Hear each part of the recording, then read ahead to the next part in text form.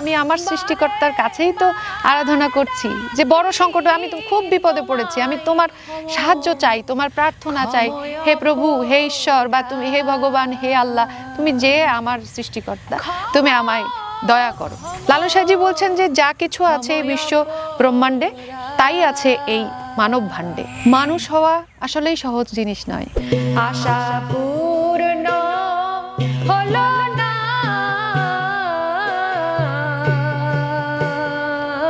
আমার মনের বাসনা। লালন সাঁইজি বলছেন, পরের দ্রব্য পর নারী হরণ করো না, পারে যেতে পারবে না। বাউল ফকিরের মধ্যে একজন খুনি আপনি খুঁজে দেখান, পাবেন না। একজন ধর্ষণকারী আপনি খুঁজে দেখান, পাবেন না। একটা নারকেলের মালা তাতে জ্বালতলা ফেলা করম বসে। এই যে যারা বিভিন্ন মাজারে বা আখড়াতে থাকে, এরা কিন্তু শুধু শুধু পাগল না, এরা সৃষ্টিকর্তাকে ভালোবেসে পাগল। আমরা আসলে ওই প্রেমে এখনো মজতে পারি নাই, আমরা এই জন্য নগর বাউল। তারে ধরতে পারলে মন বেড়ি, ধরতে পারলে মন বেড়ি দিতাম পাখির পায় কেমনে আসে যা। ছোট থেকে আমার গান যেহেতু শিখতাম, তো তখন একদিন একটা অনুষ্ঠানে শ্রদ্ধেয় ফরিদা পারভিনকে গান গাইতে দেখেছিলাম। তো সেই অনুষ্ঠানে প্রচুর বৃষ্টি হচ্ছিল, ভীষণ রকম বৃষ্টি, হঠাৎ করে বৃষ্টিটা শুরু হয় এবং তিনি বললেন যে আসুন না, আমরা তো সকলে কতই না সৃষ্টিকর্তার কাছে অপরাধ করে থাকি, তার কাছে একটু ক্ষমা চাই। তো তিনি গাইলেন ক্ষম ক্ষম অপরাধ, লালন সাঁইজির এই অমিয় বাণীটি তিনি গাইলেন এবং কয়েক লাইন গাওয়ার পরেই না বৃষ্টিটা থেমে গেল। তখন আমার আসলে ওই ছোটোবেলায় ওই সময়টায় ভীষণ রকমভাবে এটা খুব মনে দাগ কেটেছিল যে এটা কেমন হলো, গান গাইলো আর বৃষ্টি থেমে গেল। তখন থেকেই আসলে আমার এই দর্শনের উপরে একটা ভালো লাগা তৈরি হয়। তারপর সময় যেতে যেতে যখন আমি একটু একটু করে বড় হলাম, আলাদা করে আমার জগৎ শুরু হলো, তখন থেকে আমি পুরোপুরিভাবে লালন সাঁইজির দর্শনের দিকে অগ্রসর হতে শুরু করলাম। বড় সংকটে পড়িয়া দয়াল বারে বার ডাকি তোমায় ক্ষম ক্ষময় অপরাধ, ক্ষম ক্ষম ক্ষময় অপরাধ। লালন দর্শনটা মানবতার কথা বলে, আর যেখানে মানবতার কথা, অর্থাৎ মানুষ হচ্ছে প্রথম প্রায়োরিটি। লালন সাঁইজি বলছেন যে যা কিছু আছে এই বিশ্ব ব্রহ্মাণ্ডে তাই আছে এই মানব ভাণ্ডে। মানব ভাণ্ডে মানে মানব দেহে, এই দেহের ভিতরেই সব কিছু আছে। তাহলে এই মানুষটাই তো সব, লালনের দর্শনটাই হচ্ছে মানুষ। সারা প্রকৃতি যদি সব কিছু সুন্দর থাকে কিন্তু মাঝখান থেকে মানুষ ভালো থাকলো না, তাহলে সেই ভালো থাকার কোনো মানে নেই। সৃষ্টির সেরা জীব যেহেতু মানুষ, সৃষ্টিকর্তার আরাধনা করবে কিন্তু মানুষই। আমরা বড় বড় বেশি অমানুষ। আমি নিজের কথা বলি, মানুষ হওয়া আসলেই সহজ জিনিস নয়। আমার ভিতরে মানবিক গুণ থাকলো না, কিন্তু আমি মানুষ বলে দাবি করছি, কিন্তু আসলেই আমি মানুষ নই, আমি তখন একজন অমানুষ। তো আমরা ধীরে ধীরে যতটা বেশি মানুষ হতে পারবো, মানুষ হয়ে উঠতে পারবো, নিজের যত্ন করতে পারবো, নিজে মানবিক মানুষ হয়ে গড়ে উঠতে পারবো, তত বেশি পৃথিবী সুন্দর হবে। আমার নিজের তাকেই যদি আমি যত্ন না করতে পারি, তাহলে এই পৃথিবীর যত্ন আমি কিভাবে করব। এই যে যারা বিভিন্ন মাজারে বা আখড়াতে থাকে, এই পাগলদের, এরা কিন্তু শুধু শুধু পাগল না, এরা সৃষ্টিকর্তাকে ভালোবেসে পাগল, সৃষ্টিকর্তার প্রেমে পাগল। তার মানে এরা কিন্তু সাদামাটা পাগল আমি বলবো না। পাগলদের এই যে আখড়ায় আখড়ায় থাকা, বা তারা সত্যিকারের প্রেমিক, ঈশ্বর প্রেমিক, সেই জন্যই তারা হচ্ছে পাগল হয়ে ছুটে বেড়াতে পারে। আমরা আসলে ওই প্রেমে এখনো মজতে পারি নাই, আমরা এই জন্য নগর বাউল। আমরা পড়াশোনা শেষ করে তারপর যখন দেখেছি যে না, এই দর্শনে ভিতরে অবশ্যই কিছু না কিছু তো আছেই, না হলে এই দর্শনে তো আর এমনি এমনি আসিনি। মোহমায়া ত্যাগ করেই তো আসলে ফকিরি নিতে হয়, ফকির হতে হয়। এটা কিন্তু আপনি যে শুধু যে লালন দর্শন এই কথা বলছে তা কিন্তু না। আপনি প্রত্যেকটা ধর্মে দেখেন এই কথা কিন্তু আছে যে তুমি তোমার 6 রিপুকে দমন করো। 6 রিপুর মধ্যে কি? প্রথম কাম, ক্রোধ, লোভ, হিংসা, মদ, মাৎসর্য, এই যে এইগুলো 6 রিপুকে আগে দমন করতে বলছে। তো এখানে অবশ্যই যে ফকিরি নিচ্ছে সে তো এগুলো দমন করেই যাচ্ছে। তবে হ্যাঁ, প্রত্যেকটা ক্ষেত্রেই কিন্তু ভালো এবং মন্দ এই দুটো জিনিসই বিদ্যমান। আপনি খুঁজে দেখবেন যে যারা বাউল ফকির, এদের ভিতরে এরা কোনো দিন কারোর অনিষ্ট করতে যায় না, কারোর কোনো ক্ষতি করেনি, কারোর দুপয়সা মেরে খায় না, কারোর খুন করতে যায় না, কারোর ঘর বাড়ি পুড়িয়ে দেয় না, এগুলো কিন্তু নেই। আপনি বাউল ফকিরদের ভিতরে এগুলো পাবেন না। হয়তো কিছু লোভ থাকতে পারে, সেটা আমি একেবারে পুরোপুরি সে বলছি না যে একেবারে সে ফেরেশতা, কিন্তু কিছু ভুল ত্রুটি তো থাকে। কিন্তু তার মানে এই না যে বাউল ফকিররা কখনো কারোর কোনো ক্ষতি করে না, অনিষ্ট করে না। আপনি খুঁজে পাবেন না। দেখান, একজন খুনিকে দেখান, পাবেন না। যে বাউল ফকিরের মধ্যে একজন খুনি আপনি খুঁজে দেখান, পাবেন না। একজন ধর্ষণকারী আপনি খুঁজে দেখান, পাবেন না।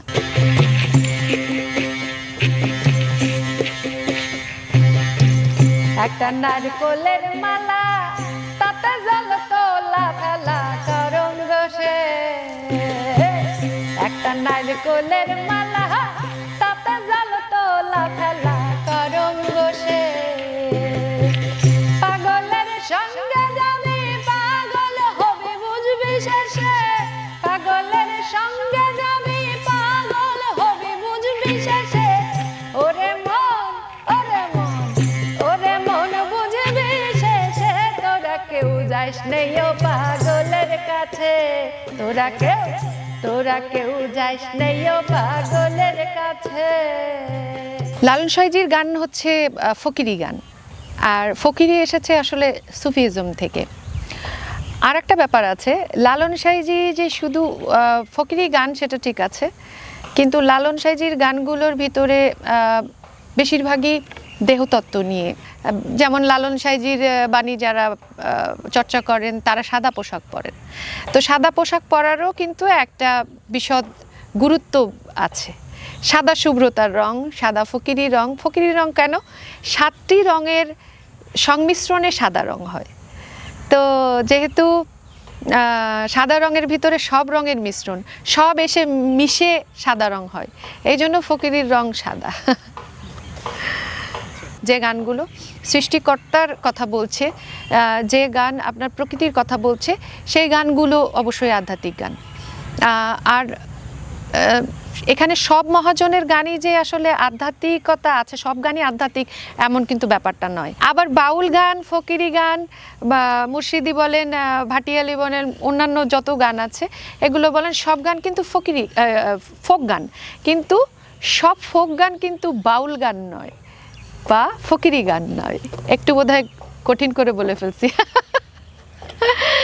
এই মানব জন্ম আমাদের খুব ছোট, খুব তুচ্ছ। এই ঈশ্বরকে উৎসর্গ করে তার কাছে ঠিক নগণ্য হয়ে আমি সমর্পণ করে যখন গাইছি এই গানটা, তাহলে এই গানটা কি আধ্যাত্মিক গান নয়? আমি তো ঈশ্বরকে ঠিক আমি আমার সৃষ্টিকর্তার কাছেই তো আরাধনা করছি যে বড় সংকট, আমি তো খুব বিপদে পড়েছি, আমি তোমার সাহায্য চাই, তোমার প্রার্থনা চাই, হে প্রভু, হে ঈশ্বর, বা তুমি হে ভগবান, হে আল্লাহ, তুমি যে আমার সৃষ্টিকর্তা, তুমি আমায় দয়া করো। তাহলে এটা তো আমি তারই আরাধনা করছি। যখন সৃষ্টিকর্তার আরাধনা করে গান করা হয় বা তাকে সমর্পণ করে যা নিবেদন করা হয়, আমি আসলে শুধুমাত্র তো একজন নিবেদিত প্রাণ আমার ঈশ্বরের। তাহলে এটা আধ্যাত্মিক গান নয়? অবশ্যই আধ্যাত্মিক গান। ভ্রমর কয় গিয়া শ্রীকৃষ্ণ বিচ্ছেদের অনলে,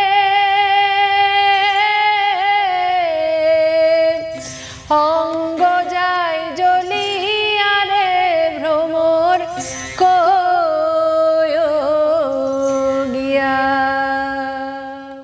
আমি কিন্তু সব ধরনের গান শুনি, শুধু যে লালন গীতি শুনি বা গাইতে চেষ্টা করি ব্যাপারটা এমন না। আমি সব ধরনের গান শুনি, ইংলিশ গানও শুনি, বাংলা গান শুনি, হিন্দি গান শুনি। আসলে সুরের কোনো ধর্ম হয় না। আমার কাছে মনে হয় যে সুর সবসময় পবিত্র, আর সুর সুন্দর। যে সুর আমার শুনতে ভালো লাগে, যা শুনতে ভালো লাগে আমি তাই শুনি। সেটা রবীন্দ্রসঙ্গীত হোক বা নজরুল হোক বা অন্যান্য যে ধরনের গান হোক না কেন, গান শুনি আমি। তো আমার পছন্দের অনেক শিল্পী আছে, তালিকা অনেক বড়। কাকে ছেড়ে কাকে বলি। আমি শিখেছি ক্লাসিক্যাল আর নজরুল। পরে তো গল্পটা তো বললামই যে কিভাবে আমার আসলে এই লালন দর্শনের উপরে আগ্রহ বাড়লো এবং আস্তে আস্তে ধীরে ধীরে আসা। তো আমার তাছাড়া তার আগে তো সব ধরনের গানই গাইতাম, রবীন্দ্রও গাইতাম, নজরুল গাইতাম, আধুনিক গান গাইতাম, হারানো দিনের গান গাইতাম, সবই গাইতাম। গানের উপরে যদি প্রেম না জন্মাতো তাহলে তো আমি এই দিকে অগ্রসর হতে পারতাম না। এত ধরনের গান আছে, তাহলে তো আমি সেই গানগুলোর দিকেই থাকতে পারতাম। কিন্তু আমি আসলে অনেক বিলাসী জীবন যাপন করেছি। আমার সবসময় ফোক গানের প্রতি একটা তো প্রেম ছিলই, সেটা বুঝে ওঠার শুরুর থেকেই ছিল। যদিও সুরের কোনো মানে আসলে ইয়ে নেই, মানে কম্পেয়ার করা যায় না, বা সুরের কোনো ধর্ম নেই। তারপরও হচ্ছে ব্যাপারটা কি, মানে কেন জানি না কুষ্টিয়ার এদিকে আসলেই এই জায়গার লালন গীতি শিল্পীদের যে ভাব রস, সেটা আবার পৃথিবীর অন্য কোথাও আমি অন্য কোনো শিল্পীদের গানে হয়তো মজা পাই না, সেই মজাটা পাই না। লালন গীতি তো বাণী প্রধান গান, বা মহাজনের গানগুলোই কিন্তু বাণী প্রধান গান। যদি বাদ্যযন্ত্রের ব্যবহারের জন্য আমরা যদি চিন্তা করি যে মানে গানটাকে নষ্ট করে ফেলবো, মানে গান যেহেতু বাণী প্রধান, বাণীটাকে নষ্ট করে ফেলবো, তাহলে সেটা অন্যায়। আধুনিক যন্ত্রপাতির সাথে সেটা তো মাঝে মাঝে বাধ্য হয়তো আমাদেরকেও গাইতে হয়। আমিও যে গাই না তা তো না, গাইতে হয়তো।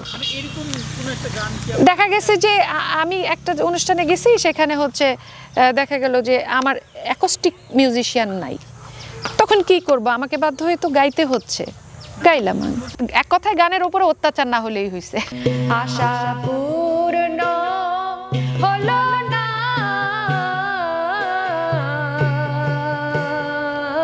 আমার মনের বাসনা,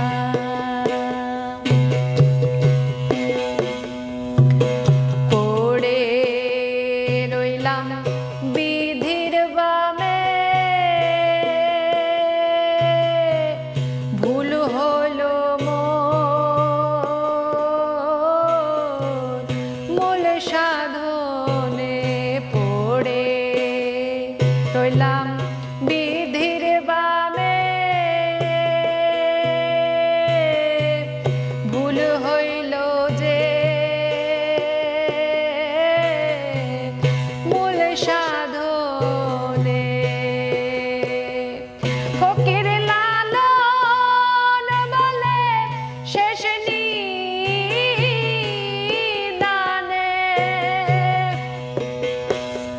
ফকির লালন বলে শেষ নিদানে, মুর্শিদ ফেলে যাইও না, মুর্শিদ ফেলে যাইও না,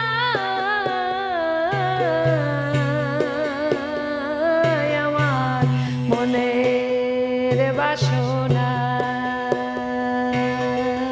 দর্শনে আসতে গেলে অবশ্যই একজন গুরুর দরকার আছে, গুরুর প্রয়োজন। একজন গুরু তার ভক্তকে, তার শিষ্যকে সঠিক পথ দেখায়, রাস্তা দেখায়। এবং এই দর্শন, লালন দর্শন না শুধু, মহাজনের যে বাণীগুলো আছে, এগুলো সবই গুরু শিষ্যের পরম্পরা।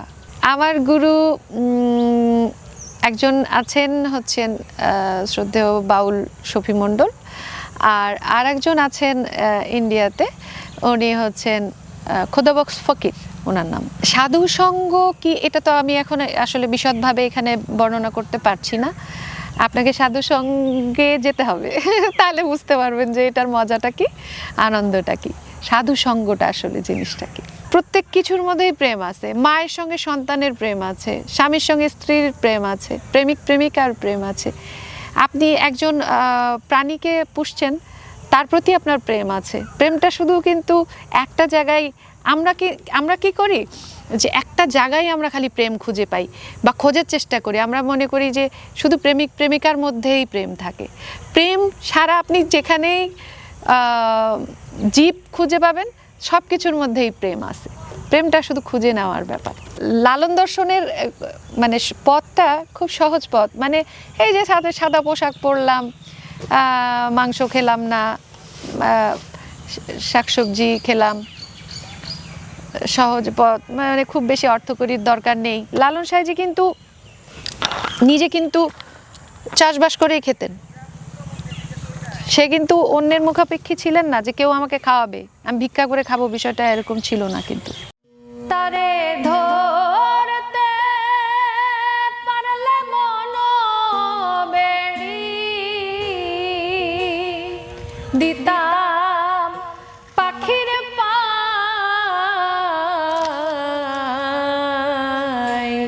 কেমনে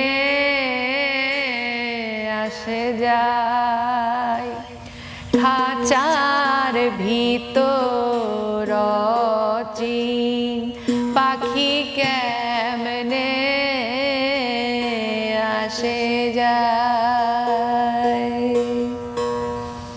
তারে ধরতে পারলে মন বেড়ি, ধরতে পারলে মন বেড়ি দিতাম পাখির পায়,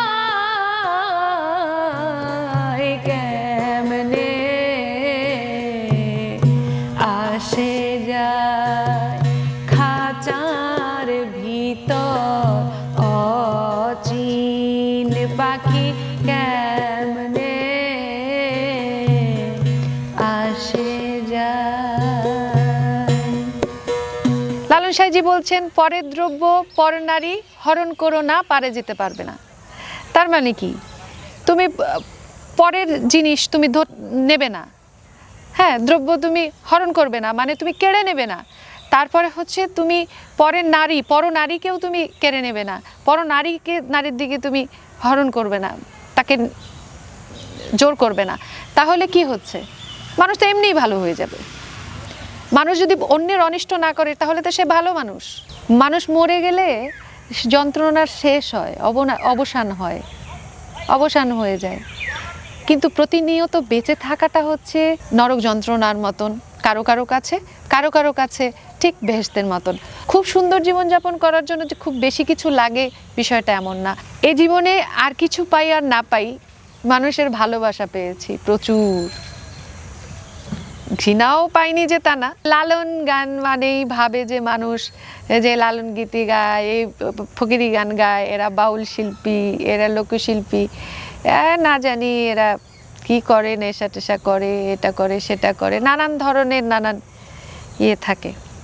তো এই ক্ষেত্রে একটু আলাদা করে দেখে, তো এটা একটু মাঝে মাঝে কষ্ট দেয়। তাছাড়া এর থেকে বেশি মানুষের ভালোবাসাটাই আমি পেয়েছি। আমি তো কারণ অনিষ্ট করছি না, তবে আমার কেন হচ্ছে তোমার ভালো লাগবে না, তুমি আমাকে দুটো কটু কথা শুনিয়ে চলে যাবে, তাই না? তোমার পথ বা তোমার মতাদর্শ তো আমি কখনো অবমাননা করতে চাই না, বা আমি তোমাকে ছোট করছি না। তুমি তোমার কাজ করবে, তোমার ধর্মকর্ম তুমি তোমার পালন করবে, আমি আমার জীবন আচার ধর্মকর্ম আমি আমার মতো পালন করব। ভালো কাজ করার খুব ইচ্ছে আছে আমার পছন্দ হলে ভালো।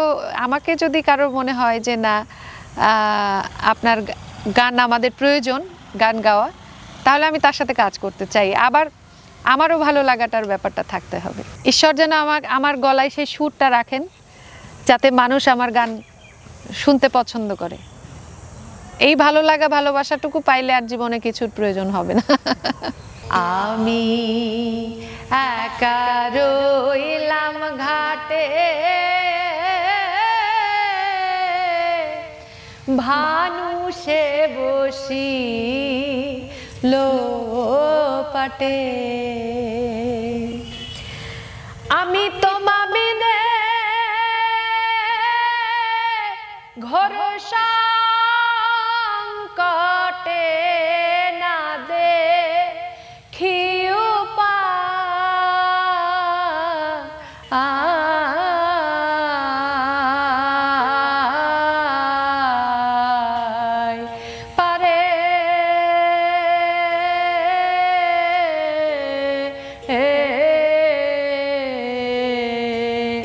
লয়ে যাও আমায়।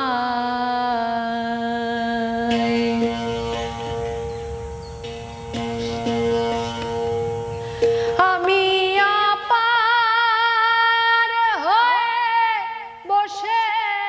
অনেক ধন্যবাদ জানাচ্ছি বার্তা 24-কে এত সুন্দর গল্প করার একটা আয়োজন, মনের কথা অনেক কিছু আজকে আপনাদের সঙ্গে শেয়ার করতে পেরেছি, বলেছি। ভুল ত্রুটি অবশ্যই ক্ষমা সুন্দর দৃষ্টিতে দেখবেন, আর যেটুকু ভালো মনে হবে ততটুকুই শুধু গ্রহণ করবেন।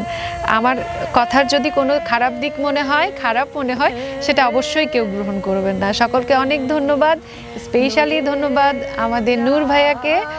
সে খুব ভালো থাকুক, আরও উত্তরোত্তর তার সাফল্য কামনা করি এবং বার্তা 24-এর জন্য সাফল্য কামনা করি।